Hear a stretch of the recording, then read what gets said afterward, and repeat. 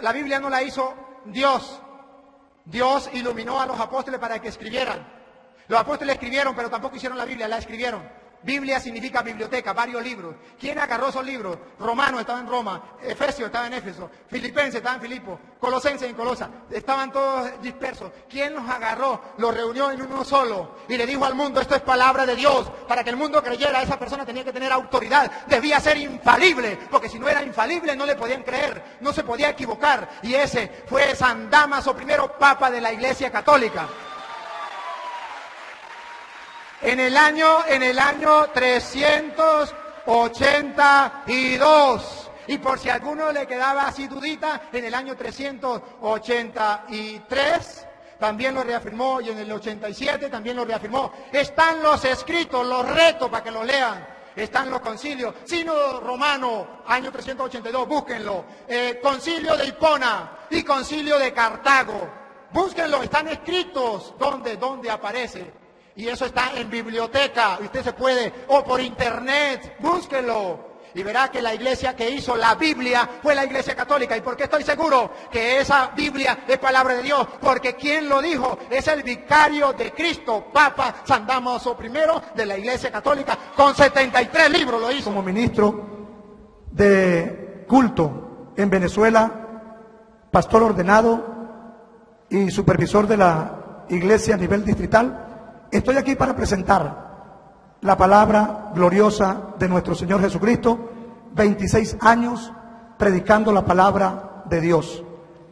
Capítulo 16, vamos a estar leyendo el versículo 13 en el nombre de nuestro Señor Jesucristo en adelante. Dice así, para la gloria de Dios, versículo 13 del capítulo 16. Viniendo Jesús a la región de Cesarea de Filipo, preguntó a sus discípulos diciendo: ¿quién dicen los hombres que es el Hijo del Hombre?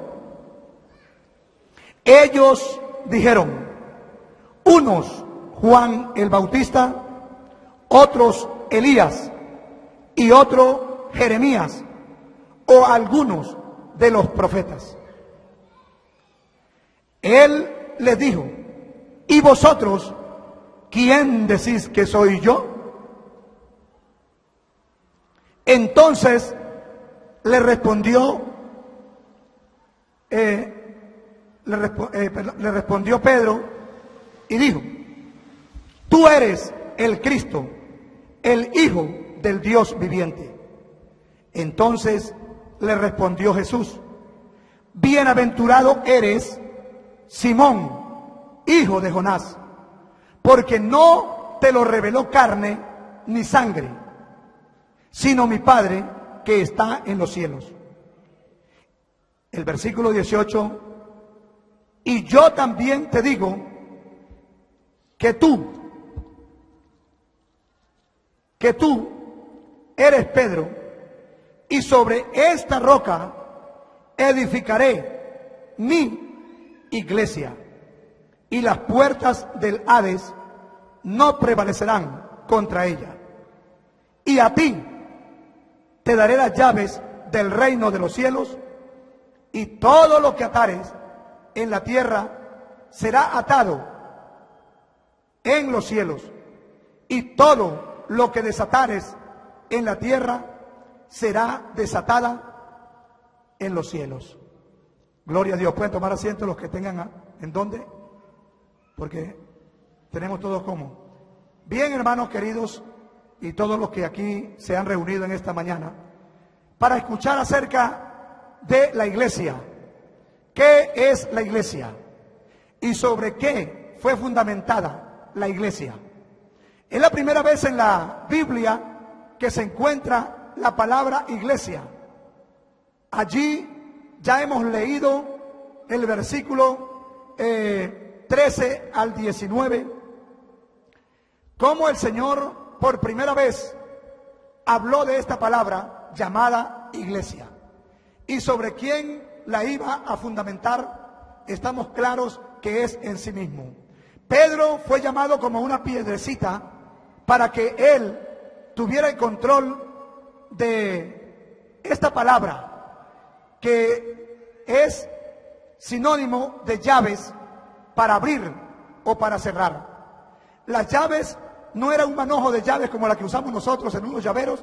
Las llaves, estamos hablando y estamos entendiendo por la palabra, que es la misma palabra y la autoridad que Dios otorgó a un hombre para que fuera el que predicara la palabra de Dios y de esta manera estuviera abriendo las puertas hacia el reino de los cielos. Esto lo vamos a estar explicando a continuación. No había muerto ni resucitado aún nuestro Señor Jesucristo cuando Él habló con Pedro estas palabras. Recuerde que había una incógnita de quién era Jesús y que hasta este día hay también una incógnita de realmente quién es Jesús.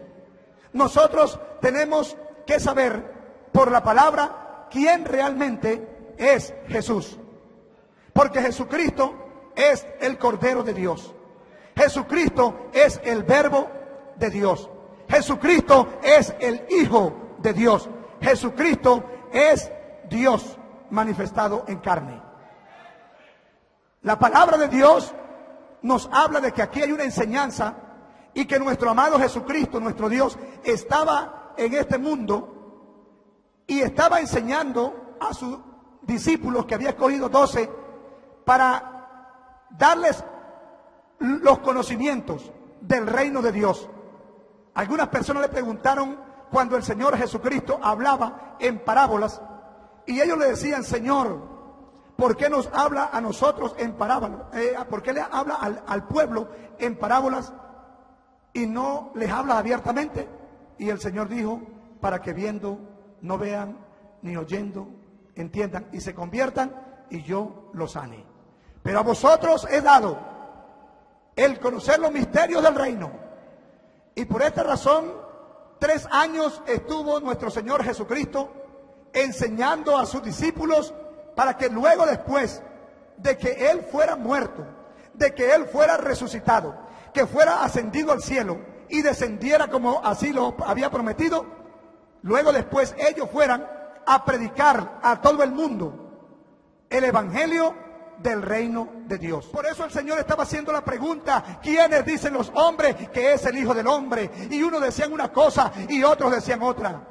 Pero cuando le va la palabra directa al apóstol Pedro y le dice: ¿y ustedes quién dice que es el Hijo del Hombre? Y el Pedro le llega y le dice: tú eres el Cristo, el Hijo del Dios viviente. Tú lo eres. Y oye esta respuesta: bienaventurado eres, Simón, hijo de Jonás, porque no te lo ha revelado carne y sangre, sino mi Padre que está en los cielos. Había una respuesta de parte del Mesías, aparte del Cristo que estaba allí. Pero él, aunque sabía que era el Hijo de Dios, lo conocía, porque yo creo que aquí ninguno dudamos que Jesucristo es el Hijo de Dios. Aquí ningún pentecostal puede dudar que Jesucristo es el Cordero de Dios. Capítulo 28, el Evangelio según San Mateo, y el versículo 17.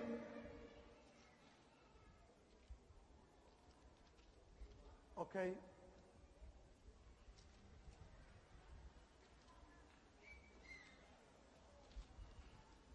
¿Ya lo tienen?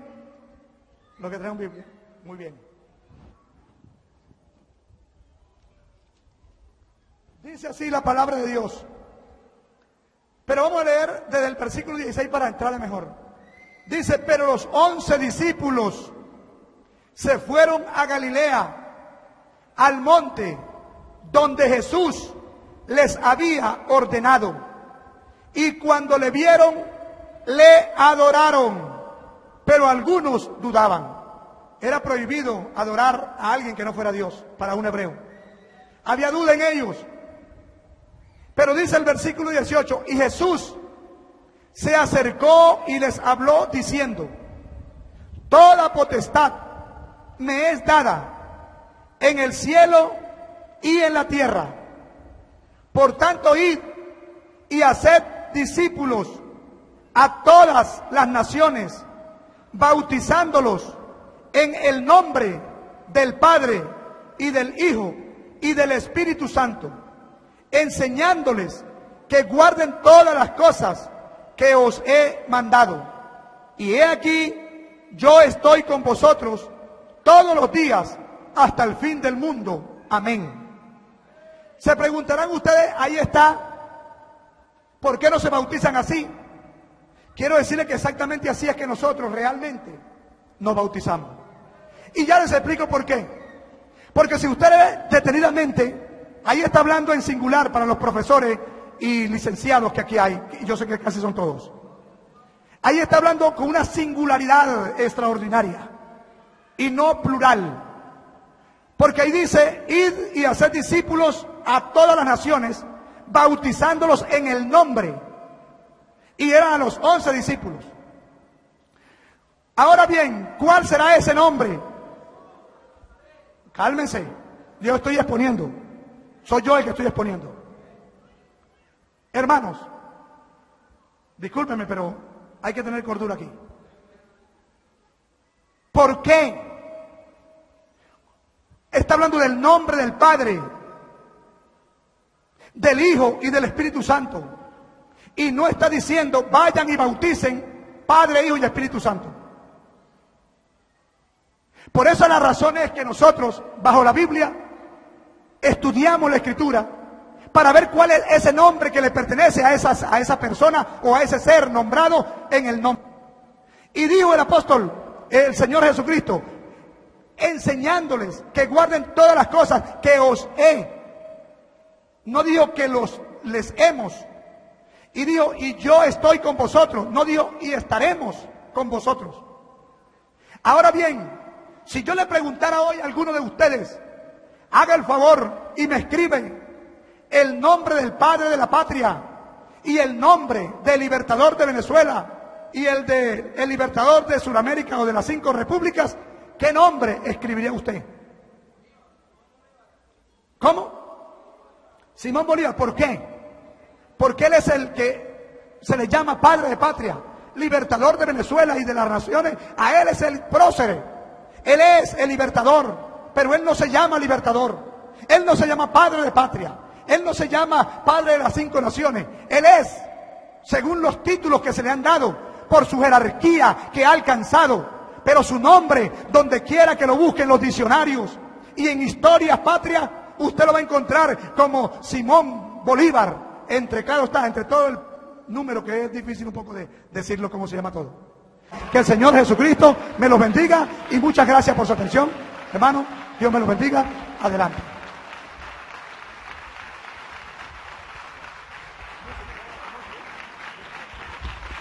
Bueno, ha sido la ponencia del reverendo pastor licenciado José Rosalino Hernández a nombre de la Iglesia Pentecostal Unida de Venezuela.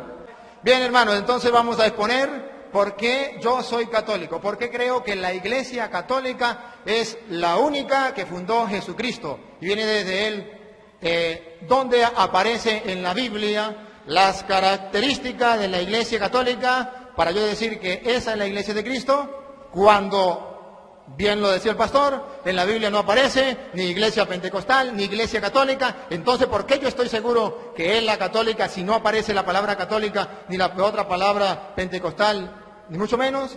Porque en Mateo 16, 13 en adelante, que leyó el hermano también, dice: llegado Jesús a la región de Cesarea de Filipo, hizo esta pregunta a sus discípulos: ¿Quién dicen los hombres que es el Hijo del Hombre? Ellos dijeron, unos que Juan el Bautista. No la acertaron, estaban equivocados. 2, otros que Elías, tampoco la pegaron, equivocados. Otros que Jeremías, equivocados. O que alguno de los profetas, totalmente equivocados. En la mentira, estaban en el error. Jesús entonces, cuando ve ese error, le pregunta a los apóstoles, la gente está ida, no sabe quién es. Ahora ustedes, ¿quién dice que soy yo? Pedro dice, tú eres el Mesías, el Hijo de Dios. ¿Dijo la verdad o dijo mentira? La verdad. Cuando Jesús ve que Pedro dice la verdad, inmediatamente le dice, y yo a mi vez te digo que tú eres Pedro, y sobre esta piedra edificaré mi iglesia. ¿Sobre qué iba a edificar la iglesia? ¿sobre la mentira y la falsedad de aquellos o sobre la verdad? Sobre la verdad que Pedro estaba diciendo, que él era el Mesías. En una persona que tenía la verdad.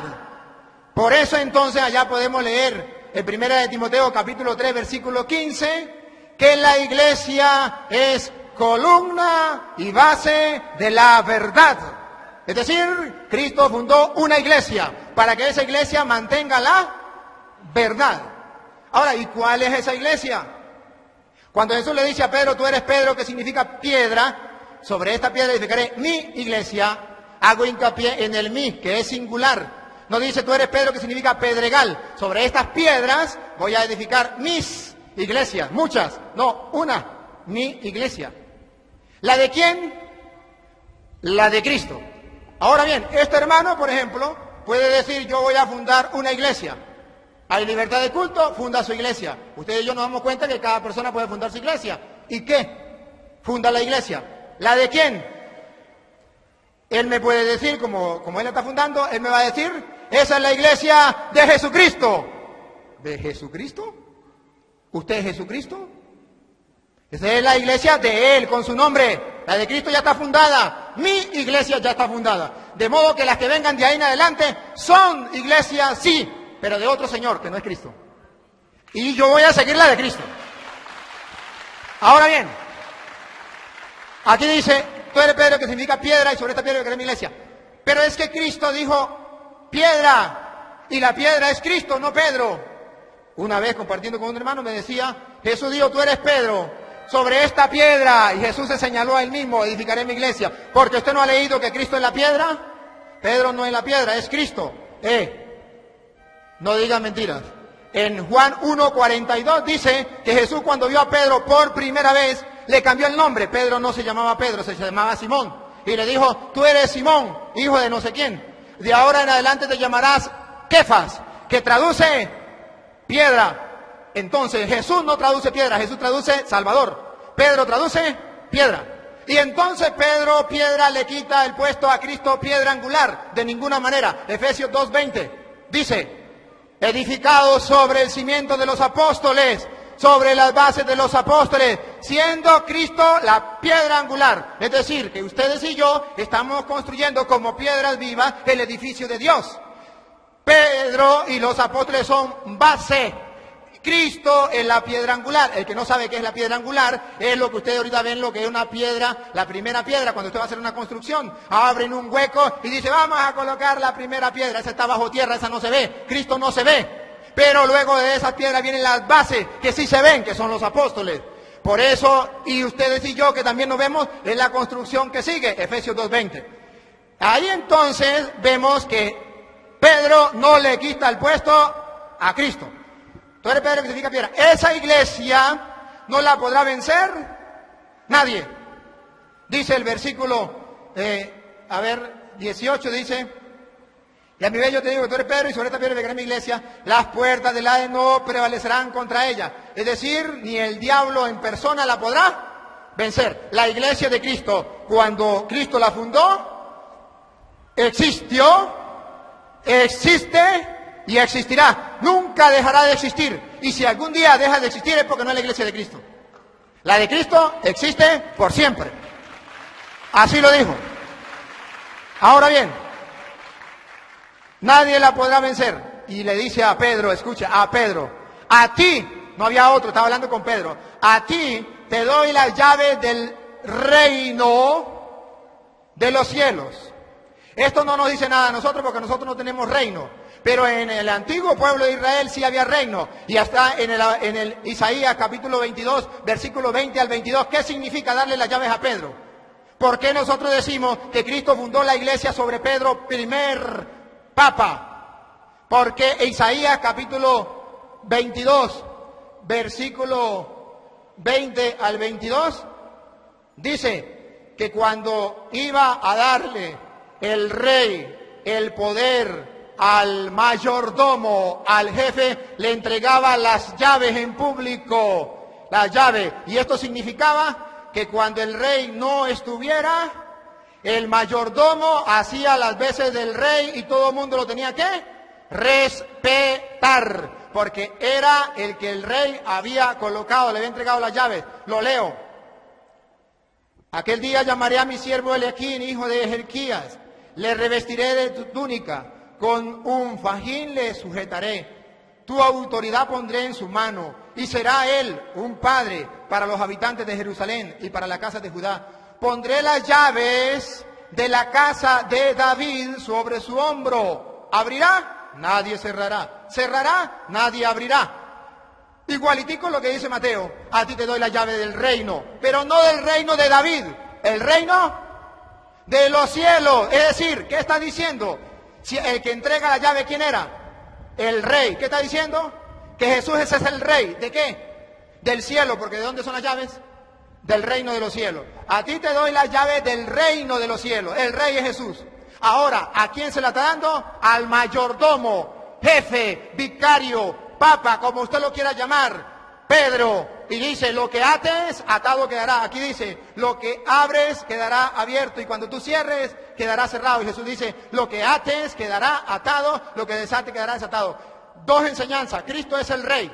Ese rey se va, pero deja a un mayordomo, a un jefe, a un guía, a un papa. Le entrega la llave, no de la tierra, porque Cristo no. Él viene a proclamar el reino de los cielos, le da la llave del reino de los cielos. Ahora, cuando se le entregaba ese reino, esa llave del reino, díganme, ese mayordomo, a ese jefe, el pueblo, ¿cómo hacía? ¿Qué hacía el pueblo? A ver, me está perturbando. Me está perturbando. Pare el tiempo, páreme el tiempo. Páreme el tiempo.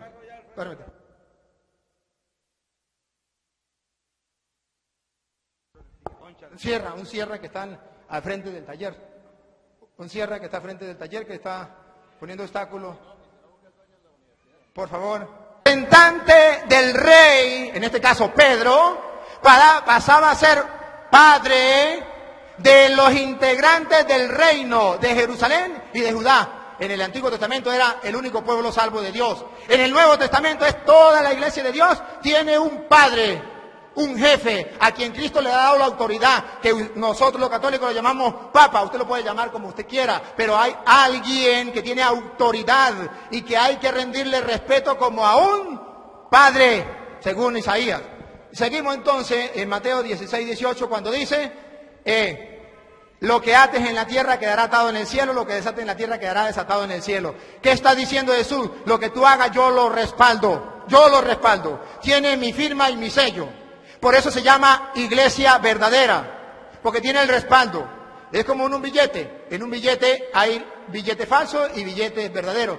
Los dos son billetes de 50.000. El uno tiene el respaldo del banco, el otro no lo tiene, pero los dos son billetes de 50.000. El que quiera agarrar el verdadero, agarra el verdadero. El que quiera agarrar el falso, agarra el falso, pero hay dos billetes. Ahora bien, esa iglesia, Cristo ya fundó una iglesia. ¿Cómo sé yo que esa iglesia entonces es la católica? Ya me di cuenta. Porque entonces hay un jefe a quien llamamos Padre, según Isaías 22, 20. Ahora, ¿cómo otra cosa? Bueno, porque resulta que cuando Cristo funda la iglesia, comienza la iglesia allá en Pentecostés. Viene el Espíritu Santo, le da fuego a la iglesia. ¿Cuál iglesia? El Espíritu Santo viene en Hechos de los Apóstoles, capítulo 2. ¿Cuál era la iglesia que estaba reunida en ayuno y oración, como lo decía el hermano? Está en el capítulo 1, versículo 12 en adelante, escuchen. Y vamos a tomar un retrato de esa iglesia, a ver cuál era. Entonces se volvieron a Jerusalén, desde el monte llamado de los Olivos, que está próximo a Jerusalén, la distancia de un camino sabático. Y cuando llegaron, subieron a la estancia superior, donde vivía Pedro, Juan, Santiago y Andrés, Felipe y Tomás, Bartolomé, Mateo, Santiago, el de Alfeo, es decir, todos los apóstoles. Versículo 14. Todos ellos, los apóstoles y los discípulos, perseveraban en la oración. La iglesia de Cristo tiene que perseverar en la oración. Segundo, con un mismo espíritu. La iglesia de Cristo tiene que mantener un mismo espíritu. Y tercero, en compañía de algunas mujeres y de María, la madre del Señor. ¿Tomo el retrato?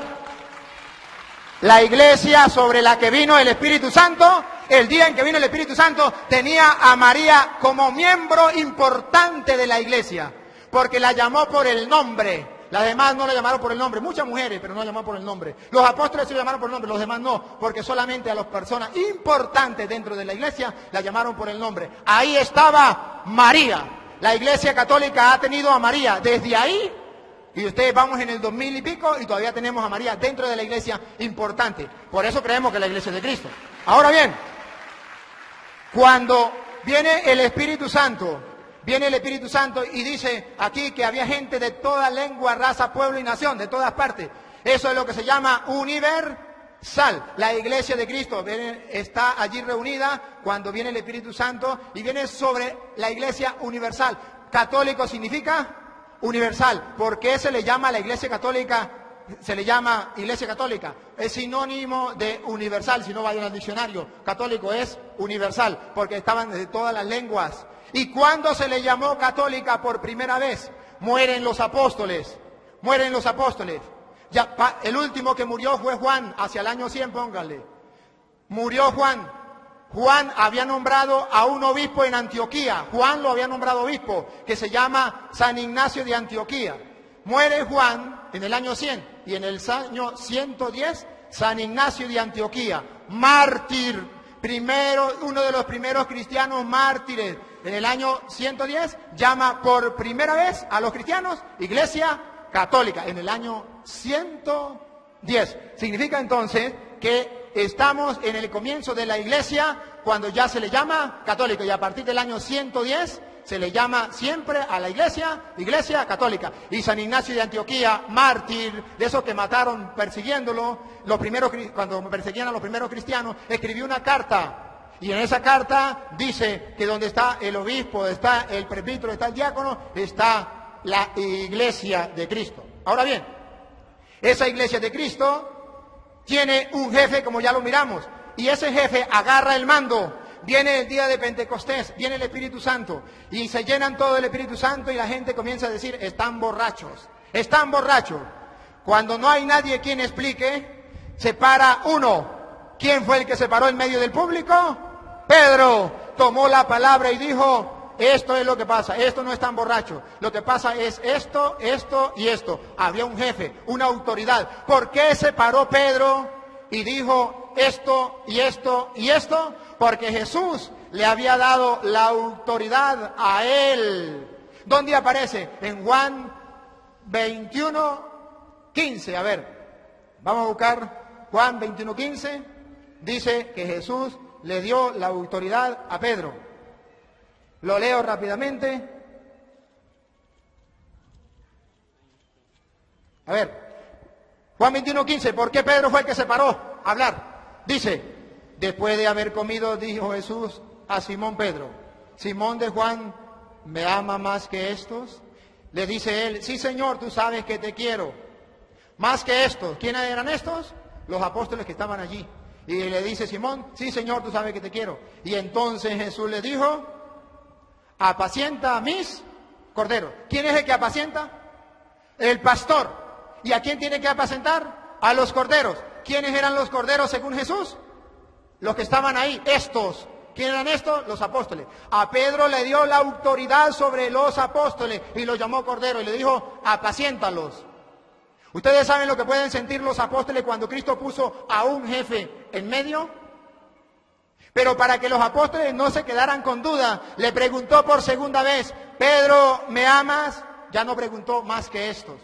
Pedro le dice, sí Señor, tú sabes que te amo. Jesús le dijo, cuida mis ovejas. En la primera dijo, apacienta mis corderos. A los apóstoles los llamó corderos. En la segunda dijo, cuida mis ovejas.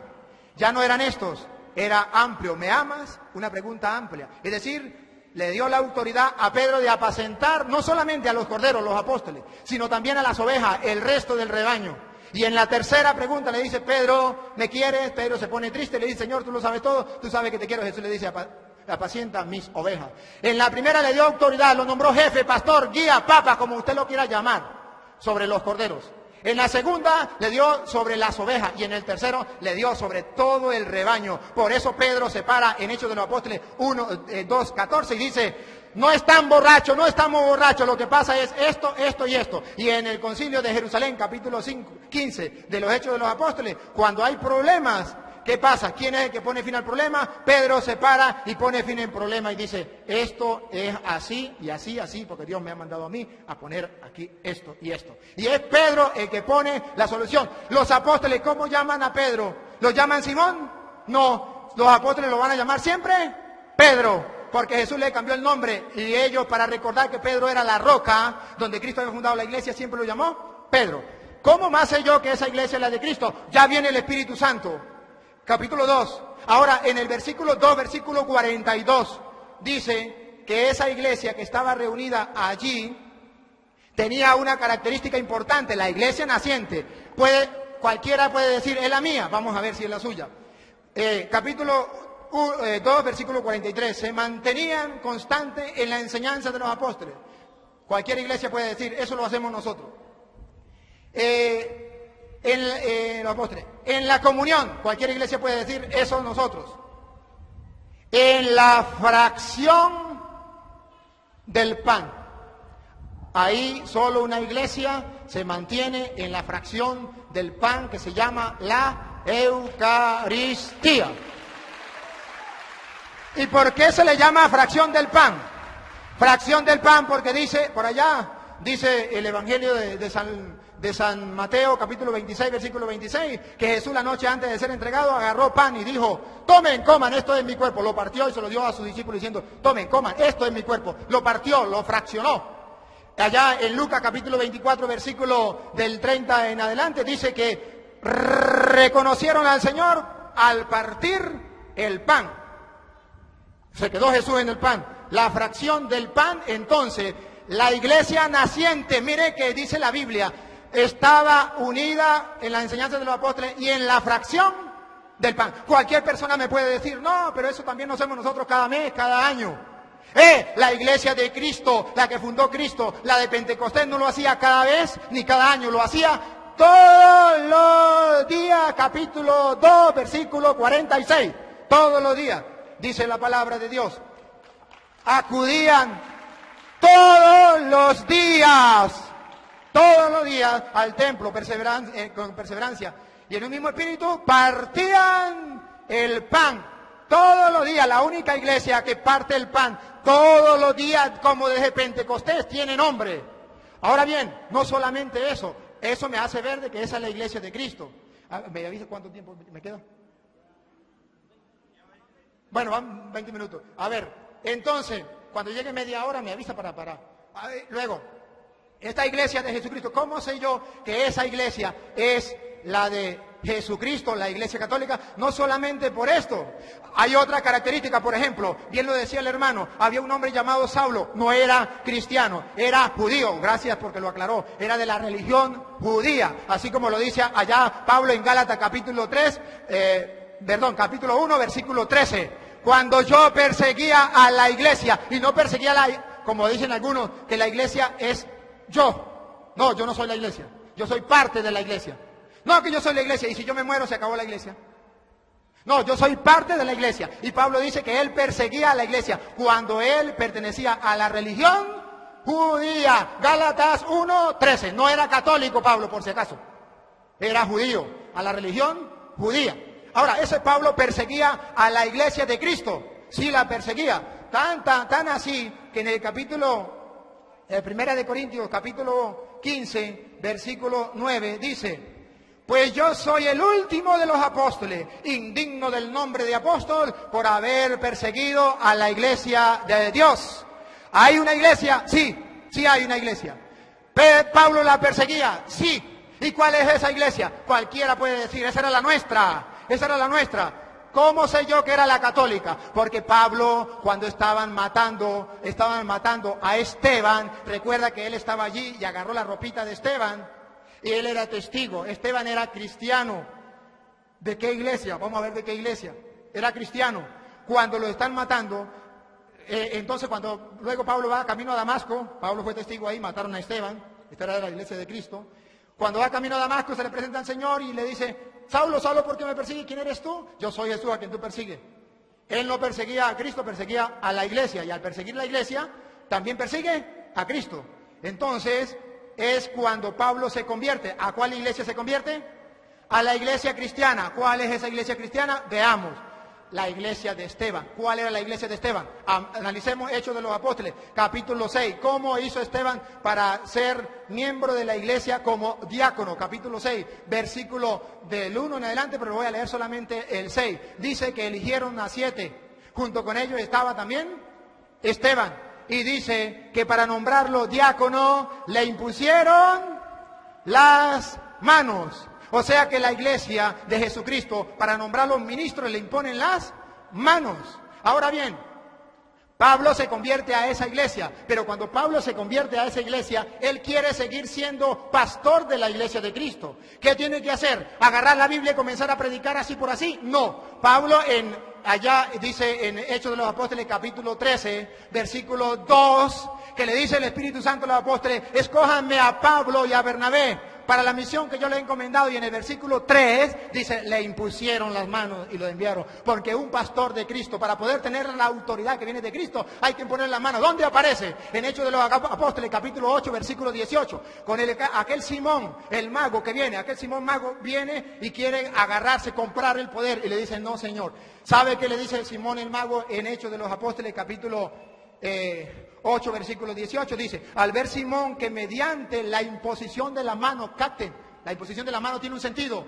Hay algo importante en la imposición de la mano. Por eso a los curas se le ordena, se le imponen las manos.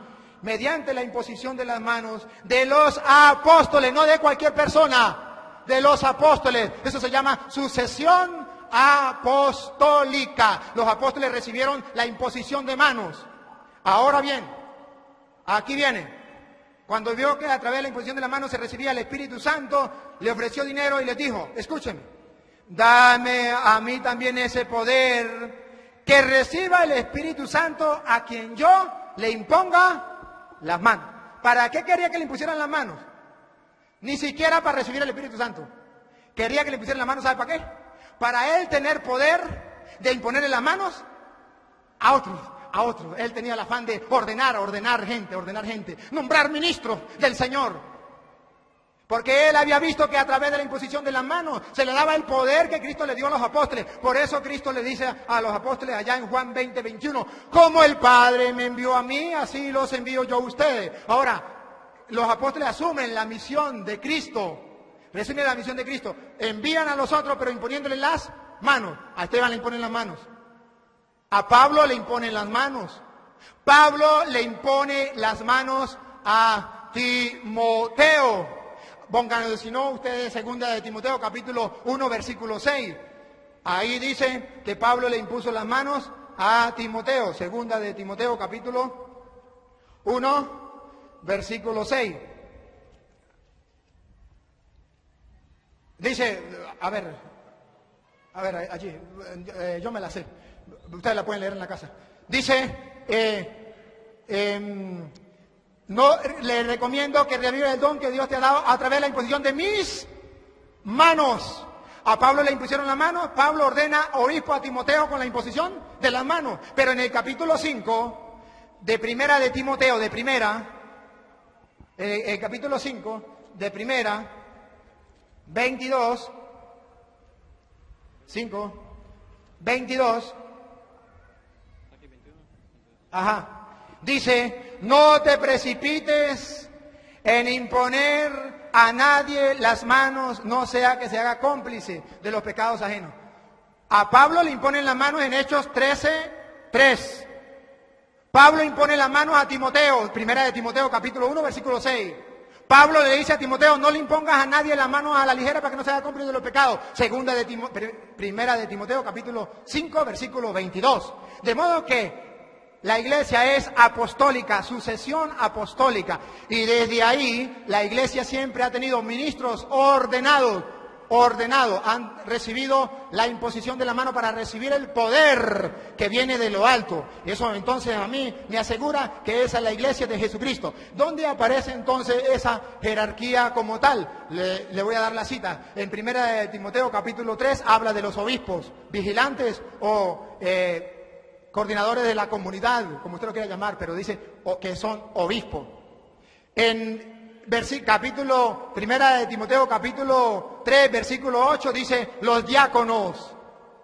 En primera de Timoteo capítulo 5 versículo 17 dice, y los presbíteros o ancianos, que los ancianos no son los viejos, son los presbíteros, los que dirigen la comunidad. Vemos entonces en la iglesia una comunidad, que Cristo deja una jerarquía y a Pedro lo pone enfrente de eso, ya lo mostramos, y a Pedro le da algo que no le dieron los apóstoles. Lucas 22, 31 le dice, están reunidos los apóstoles, le dice a Pedro, Simón, Simón, mira que Satanás ha pedido permiso para zarandearlos a ustedes como se hace con el trigo, a los apóstoles. Pero yo he rogado por ti. ¿Y los demás qué? Que lo coma el tigre. Es que Pedro era el jefe, ya lo había nombrado pastor, ya lo había nombrado roca de la iglesia. Entonces, yo he rogado por ti para que tu fe no venga abajo. Tú tendrás que fortalecer a tus hermanos. Jesús oró, yo he rogado por ti, por Pedro. ¿Esa oración es válida o no válida? ¿Es importante o no es importante? ¿Para qué rogó Cristo? Para que la fe de Pedro no se venga abajo. Tú cuando hayas vuelto significa que lo iba a negar. Pero cuando se arrepintiera, él tenía que fortalecer a sus hermanos. Y de ahí entonces que ustedes y yo hablamos de algo que se escucha dentro de la Iglesia Católica, la infalibilidad del Papa. Luego, algunas cosas extra, media hora, muy bien, gracias. Algunas cosas extras bíblicas para hablar por qué yo pertenezco a la Iglesia Católica. ¿Por qué? Porque resulta, ahorita fui a Roma, tuve la oportunidad de ir y me llevé sorpresa. Primero, fui a visitar la tumba de San Pedro, los restos de San Pedro en la tumba, en una cueva allá de Roma. Y adivine dónde está, bajo la Basílica de San Pedro, donde el Papa celebra la misa. Oye, los primeros cristianos enterraron a Pedro y cuidaron de sus restos y de su tumba. ¿Quiénes serán? La iglesia que tenga los restos de San Pedro, esa iglesia es la que viene desde Cristo, porque guarda los restos de San Pedro. Lo tiene la Iglesia Católica. Cualquier iglesia podría decir, esa éramos nosotros, y la Iglesia Católica nos robó los restos de San Pedro. Dígame cuándo y quién. Y nos entendemos. Porque según la historia, no. Los restos de San Pedro lo tiene la Iglesia Católica. Fui a la catacumba de los cristianos. Esa catacumba, 20 kilómetros bajo tierra, donde en el año 100 al año 313, los cristianos vivían bajo tierra, los cristianos perseguidos, 20 kilómetros bajo tierra. Ahí enterraban a los primeros mártires de la iglesia de nuestro Señor Jesucristo. Y ahí lo enterraban. Fui, lo vi. Y resulta de que ahí mostraban dónde tenían un cuartico chiquitico bajo tierra para celebrar la Eucaristía, la acción de gracias del Señor. Es más todavía, ¿por qué mataron a esos que estaban enterrados ahí? Porque esos que estaban enterrados ahí creían que en ese pedazo de pan estaba Cristo. Y ese era el rey del universo. Y el emperador decía, no, el único rey es el emperador. Y ellos decían, no, el rey es Cristo y está con nosotros. Y ahí, cuando los encontraban celebrando la misa en esa cueva, los mataban celebrando la misa. Esos son los primeros cristianos. Cuando yo descubrí que era en el año 100, estoy hablando del año 100, el año 200, el año 300, cuando estuvieron los cristianos bajo tierra como topos. Eran católicos, no eran de otra religión. ¿Por qué yo soy más? ¿Por qué, hermano? ¿Por qué yo soy católico? Porque la iglesia hizo la Biblia. La Biblia no la hizo cualquier persona por ahí. Si lo hizo un tonto o un loco, yo no le creo. La Biblia no la hizo Dios. Dios iluminó a los apóstoles para que escribieran. Los apóstoles escribieron, pero tampoco hicieron la Biblia, la escribieron. Biblia significa biblioteca, varios libros. ¿Quién agarró esos libros? Romano estaba en Roma, Efesio estaba en Éfeso, Filipenses estaba en Filipo, Colosenses en Colosa, estaban todos dispersos. ¿Quién los agarró? Los reunió en uno solo y le dijo al mundo, esto es palabra de Dios. Para que el mundo creyera, esa persona tenía que tener autoridad, debía ser infalible, porque si no era infalible no le podían creer, no se podía equivocar. Y ese fue San Dámaso I, Papa de la Iglesia Católica. En el año 382, Y por si a alguno le quedaba así dudita, en el año 383 también lo reafirmó, y en el 87 también lo reafirmó. Están los escritos, los retos para que los lean. Están los concilios. Sínodo Romano, año 382, búsquenlo. Concilio de Hipona y concilio de Cartago. Búsquenlo, están escritos. ¿Dónde aparece?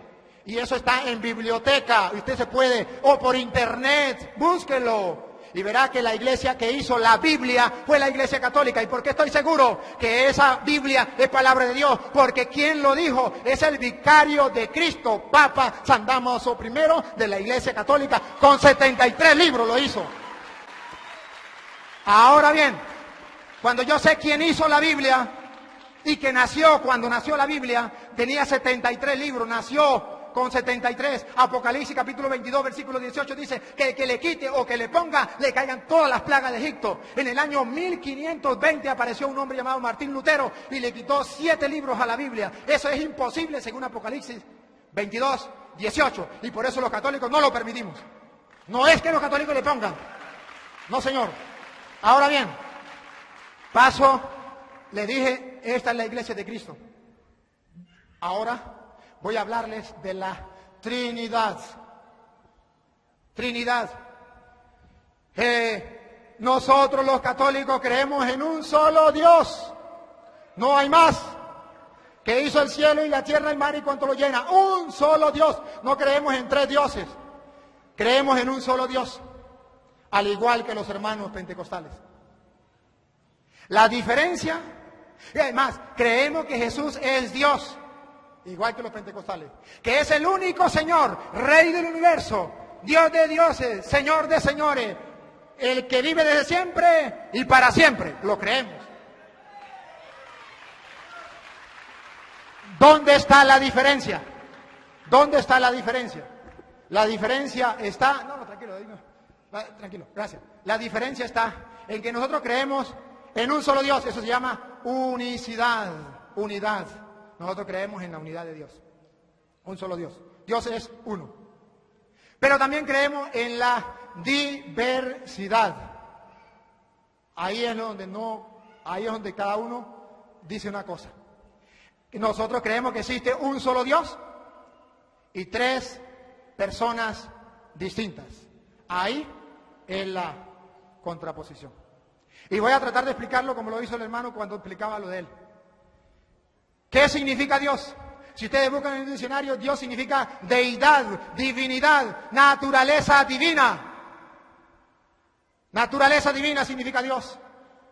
Cuando nosotros decimos que existe un Dios, estamos diciendo que existe una sola naturaleza divina.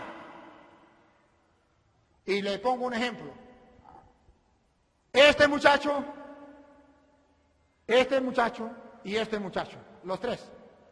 Ustedes pueden ver cuántas personas hay aquí. 3. ¿Cuántas naturalezas hay en nosotros 3? 1. Cuando decimos que Dios es uno y 3 personas distintas, estamos diciendo que Dios es de naturaleza divina. ¿El Padre es Dios? Sí, es de naturaleza divina. ¿El Hijo es Dios? Sí, es de naturaleza divina. ¿El Espíritu Santo es Dios? Sí, es de naturaleza divina. Entonces, ¿son 3 dioses? O si no, es más claro. A ver, ¿el Padre es Dios? ¿El Hijo es Dios? ¿El Espíritu Santo es Dios? ¿Usted sabe contar? ¿Cuántos dioses? 3. No, 3 no, uno solo. Entonces, ¿cómo esto? Se lo voy a explicar. ¿Este muchacho es humano? ¿Este señor es humano?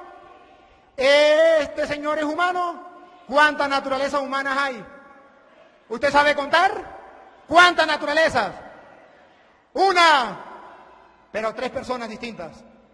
Cuando decimos que existe un solo Dios, eso no es mentira, eso es verdad.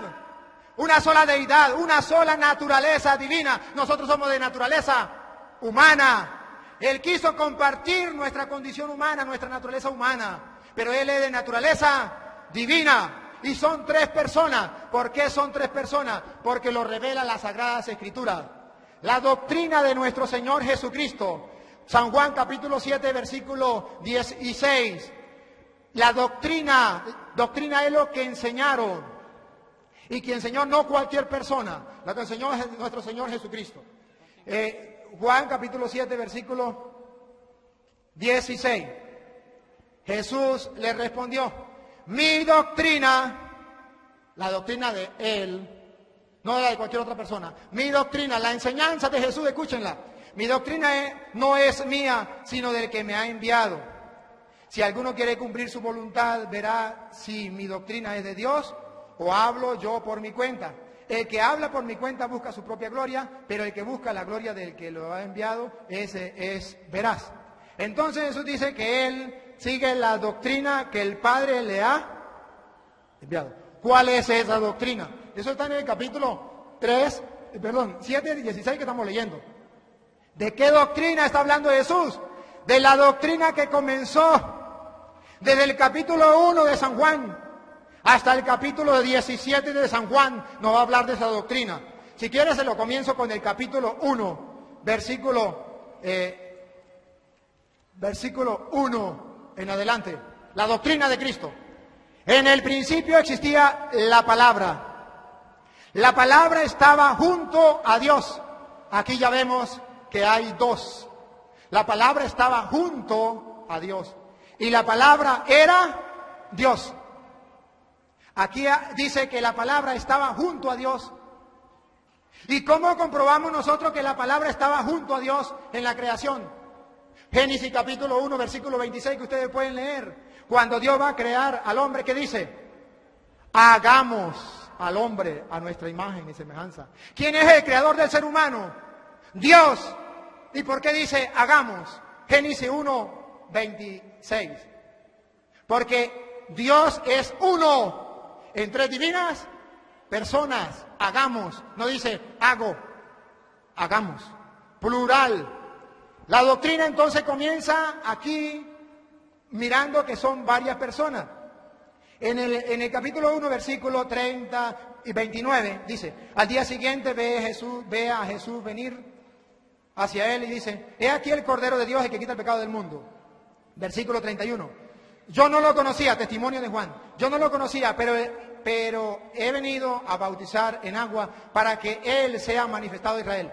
Y Juan dio testimonio diciendo, he visto el Espíritu Santo que bajaba como una paloma del cielo y se quedaba sobre él.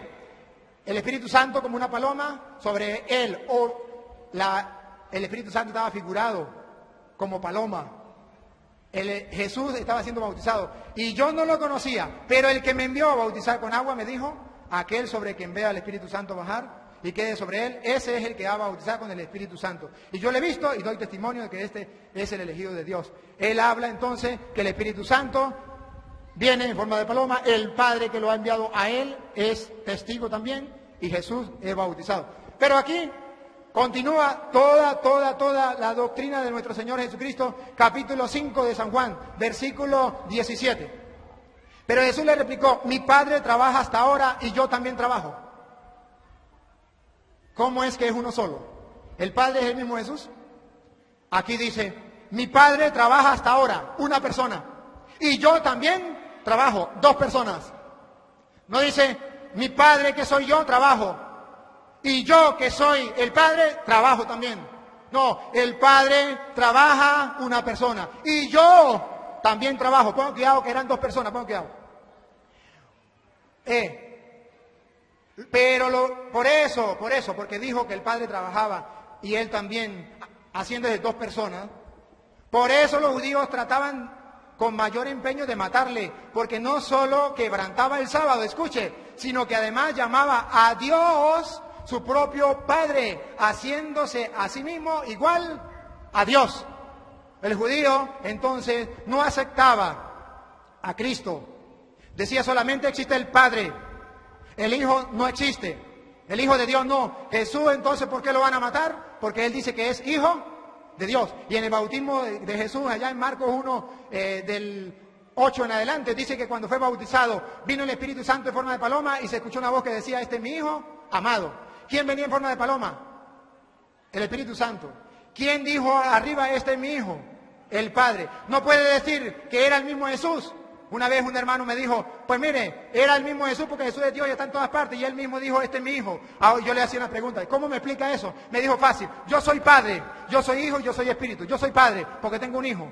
Yo soy hijo porque tengo un padre. Y soy espíritu porque tengo un alma. Y soy una sola persona, no soy tres. Yo le decía, a ver, ¿cómo es la cosa? Digo, yo soy padre. Yo le dije, ¿por qué usted es padre? Yo, porque tengo un hijo. Yo le dije, si usted no tuviera ese hijo, ¿fuera padre? Usted no puede decir, yo soy padre de yo. Yo soy hijo, porque hay otra persona diferente a mí que es padre. Si no hubiese otra persona, Jesús no fuera el hijo. Ahora, lo quieren más clarito. Vamos a ir narrándolo. 5, porque es la doctrina de Cristo. 5:23. Para que todos honren al Padre. Escuche, para que todos honren al Padre. Para que todos honren al Hijo como honran al Padre, porque los judíos creían solamente en el Padre y no en el Hijo. El que no honra al Padre, el que no honra al Hijo, no honra al Padre que lo ha enviado. El uno es enviado y el otro es el que envía. Son dos personas. En verdad les digo, versículo 24, el que escucha mis palabras, mi doctrina, escuche, las palabras de Jesús es la doctrina de Jesús. El que escucha mi palabra, que significa la doctrina de Él, y cree en el que me ha enviado. ¿Quién lo ha enviado? El Padre. Tiene vida eterna y no incurrirá en juicio, sino que ha pasado de la muerte a la vida. Entonces dice Jesús que aquel que crea en el Padre y crea en el Hijo tendrá vida eterna. Y allá en Juan capítulo 17, versículo 3, dice, esta es la vida eterna. Léanla bien, subrayenla. Esta es la vida eterna. Que te conozcan a ti, Padre, y al que tú has enviado. Que te conozcan a ti y al que tú has enviado. ¿Cómo sabemos nosotros que el Padre es una persona, el Hijo una persona y el Espíritu Santo es otra persona, tres personas distintas? Lo voy a leer de la misma Biblia de los pentecostales, para que no crean que es mentira. Está en San Juan, Primera de San Juan, capítulo 5, versículo 7. Primera de Juan 5, 7, lo leo. A ver si ustedes me prestan atención. 5, 7. Oído al tambor, lo leo textualmente de aquí. Porque tres, ¿cuántos? Así, mire, así, tres. Léanlo en la Biblia, los pentecostales léanlo. Porque tres, así, mire, así, 1, 2 y 3. Porque tres son los que dan testimonio en la tierra, en el cielo. 3. 2 puntos. Los 2 puntos en castellano significa, viene la explicación de quiénes son esos tres. El Padre, el Verbo y el Espíritu Santo. 3. Pero no he terminado, porque continúa lo que nosotros creemos, que esos tres son uno solo. Lo leo de la Biblia, que es palabra de Dios. Y estos tres son uno solo. Gloria al Señor. Estos tres son uno solo. ¿Tres qué? 3 personas. 3 personas. ¿Cómo que personas? Claro que sí. ¿Quiere que les muestre que son personas? Aquí dice 3. Usted puede decir, no son personas. Yo le voy a mostrar que sí son personas. Primero, Hechos de los Juan, capítulo 8, versículo del 12 en adelante, pero voy a leer el 16. Juan 8, el 16. Y si juzgo, mi juicio es verdadero, porque no soy yo solo. Escuche, Jesús está hablando. No soy yo solo, sino yo, 1, y el que me ha enviado, 2. Y en vuestra ley o en la ley de ustedes está escrito que el testimonio de 2 personas es válido. Yo doy testimonio de mí y mi Padre también da testimonio de mí. ¿Cuántas personas? 2. El Padre una persona, el Hijo otra persona. Persona. Ahora bien, ¿cómo le puedo comprobar un poquitico más que si son personas y que a ese misterio, un solo Dios, tres divinas personas? ¿Por qué lo creemos? La doctrina de Jesucristo. Por eso comencé con Juan 7:16. Doctrina de Jesucristo que el Padre le mandó, no doctrina de hombre, hablando con la Biblia que es palabra de Dios. ¿Dónde? Evangelio de San Juan. Vámonos un poquitico más adelante. Vámonos al capítulo 14, versículo 15. Dice así: si me amas, guardarás mis mandamientos. Y yo pediré al Padre. Mire, una persona, pediré al Padre, otra persona. Y yo pediré al Padre. Y Él les dará, subráyenlo. Otro significa que no es el mismo. Otro. Es imposible que usted me diga que otro significa el mismo. Que Jesús es el mismo Espíritu Santo. No. Ahí dice otro paráclito, defensor. Significa que es otra persona. Y para que sepa que es persona, Él era otro paráclito, para que esté con vosotros para siempre. El Espíritu de la verdad, a quien el mundo no puede recibir porque no lo ve ni lo conoce. El mundo no lo conoce, por eso no lo cree. El mundo no lo conoce, por eso no lo cree. Y si no, lea que eso pasó también en Hechos de los Apóstoles, capítulo 19, versículo 2, cuando Pablo llegó y le dijo, ¿qué? ¿Recibieron el Espíritu Santo? ¿Sabe qué le dijeron? Hasta ahorita nos enteramos que existía el Espíritu Santo, ni sabíamos que existía el Espíritu Santo. Dice la Biblia entonces que el mundo no conoce al Espíritu Santo. No lo conoce porque no lo ha visto. Pero existe. ¿Existe o no existe? Claro que sí existe. Cuando en Mateo capítulo 12, versículo 31 dice, el que blasfeme contra el Hijo, una persona, se le perdonará. Pero el que blasfeme contra el Espíritu Santo no se le perdonará ni en esta vida ni en la otra. Si no es persona, ¿cómo se le puede blasfemar? ¿Cómo? Y si es el mismo Jesús, ¿por qué dice el que blasfeme contra el Hijo se le perdonará? Pero el que blasfeme contra el Espíritu no se le perdonará. Ahora, seguimos en el capítulo 16, versículo 1. Dice, le he dicho esto para que no os escandalice. Os expulsarán de la sinagoga. Me avisa cuando falte 10. ¿Ah? ¿Ya faltan 10? Os expulsarán de las sinagogas. Incluso, escuche bien, los expulsarán de la sinagoga. Incluso llegará la hora en que todo el que los mate, escuche, los mate, piensen que le están dando culto a Dios. Y esto lo harán, ¿saben por qué? Versículo 3. Porque no han conocido ni al Padre, una persona, ni a mí, otra persona. Y termino entonces en esta parte de la Trinidad, si quiere, todo el capítulo 16 de San Juan. Todo, 14, 15, 16, 17, doctrina de Cristo. A ver, dice. Pero yo me quería leer una que se la leen en la casa. Juan 14, 28. Dice, si me amara, se alegrarían de que yo me vaya al Padre, porque el Padre es más grande que yo. Si Jesús es el mismo Padre, ¿cómo diría? El Padre es más grande que yo, ¿cómo se entiende eso? Si es el mismo Padre. ¿Y cómo se entiende el capítulo, todo el capítulo 17 de San Juan? Que comienza Jesús diciendo, Padre, si es verdad que en la cruz decía, Padre, en tu mano encomiendo mi espíritu, porque estaba escrito en el Salmo.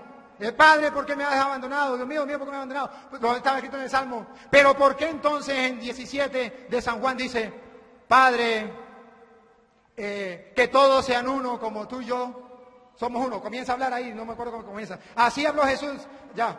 Dijo, Padre, ha llegado la hora, glorifica a tu Hijo para que tu Hijo te glorifique a ti. Y luego en el versículo 21 dice, para que todos sean uno como tú, Padre, en mí y yo en ti. Que ellos también sean uno en nosotros, plural. Cuando el hermano preguntaba que dónde decía en la Biblia plural, aquí dice, en nosotros. Y si usted también quiere, puede mirar 15:26 dice: cuando venga el Paráclito que yo enviaré de junto al Padre, el Espíritu de la verdad que procede del Padre, Él dará testimonio de mí. Y luego, si ustedes ven la doctrina de los apóstoles, allá en Hechos de los Apóstoles, capítulo 2, después que viene el Espíritu Santo, la doctrina de los apóstoles, capítulo 2, versículo 32 en adelante, viene a explicar por qué es lo que pasó. Y viene a decir que el Padre ha mandado a su Hijo y el Hijo ha derramado el Espíritu Santo como lo había prometido. Aquí vemos todo. Y luego me voy a Mateo 28:20, del que hizo el hermano Eco, 28:18 al 20, donde dice: bauticen en el nombre del Padre y del Hijo. Debo decirle que en la Real Academia Española está prohibido que usted coloque plural. Está prohibido por la Real Academia Española que usted coloque en los nombres plural cuando hay varios sustantivos. Cuando hay varios sustantivos seguidos, usted coloca, si hay un solo sustantivo, si es singular lo pone singular, si es plural, plural. Pero dice que si hay varios sustantivos en singular, usted no puede poner plural. Usted tiene que diferenciar por coma o por i. Por eso allí dice: en el nombre del Padre, un sustantivo, y del Hijo y del Espíritu Santo. No puede poner en los nombres porque está prohibido por la Real Academia Española, quien da las órdenes en el castellano. De modo que el Padre sí es una persona, el Hijo es otra persona y el Espíritu Santo es otra persona. Y cuando dicen el nombre del Padre, Padre, nombre, ¿cuál es el nombre del Padre? ¿Cuál es el nombre? Si ustedes no saben, busquen el diccionario y verán que todo sustantivo tiene un nombre. Nombre es como usted identifique a una cosa, a un animal o a una persona. Todo sustantivo tiene un nombre y eso es nombre sustantivo. Existe también el nombre personal, el nombre propio. También lo existe. Usted ve, por ejemplo, un animalito de esos verdes que vuelan por ahí y le hacen ruah, ruah, ruah, y a veces aprenden a hablar. ¿Cómo se llama? El nombre es loro. Pero cuando usted llega a la casa y ve el loro, ¿qué le dice a la dueña? ¿Y cómo se llama la lora? ¿Cuál? ¿Cómo se llama? Porque se llama loro. Es el nombre sustantivo. El nombre propio, Rebeca. ¿Cómo se llama? Entonces, Padre es un nombre, sí es un nombre porque es un sustantivo. Hijo es un nombre porque es un sustantivo. Y Espíritu Santo es un nombre porque es un sustantivo. Y al sustantivo se le llama nombre como usted lo identifique. ¿Cómo lo identifica? Ahora, por eso nosotros creemos que existe el Padre, el Hijo y el Espíritu Santo. Me quedan muchas citas para dar, qué lástima que no tengo tiempo, pero algún día podamos volver a tener tiempo para poder traer más. Me quedan 5 minuticos y en 5 minuticos le voy a explicar al hermano por qué nosotros no bautizamos en el nombre del Señor Jesús, sino en el nombre del Padre, el Hijo y el Espíritu Santo. Porque nosotros seguimos la doctrina de Jesucristo. Y Jesucristo fue el que dijo cómo teníamos que bautizar. Pablo y Pedro no dijeron cómo. Ellos dijeron que habían bautizado en el nombre del Señor Jesús, pero no dijeron cómo. ¿Y qué significa? ¿Qué significa entonces Hechos 2:38 donde dice bauticen en el nombre del Señor Jesús? Significa, primero, que tenía que ser con el bautismo del Señor Jesús. Habían 2 bautismos. Si no, usted puede leer Juan capítulo 3, versículo 22, Juan capítulo 4, versículo 1, y usted también puede leer en su casa, si ustedes creen que es mentira, o ahorita mismo lo pueden leer, en Hechos de los Apóstoles, capítulo 19, versículo 1 en adelante, donde Pablo llega y dice, ya le cité a ustedes, le decía, recibieron el Espíritu Santo cuando abrazaron la fe, y le dijeron, no conocíamos que existía el Espíritu Santo. Entonces Pablo pregunta, oído, ¿qué bautismo entonces ustedes recibieron? Y él dijo, el de Juan. Y dijo, Juan bautizó para una conversión.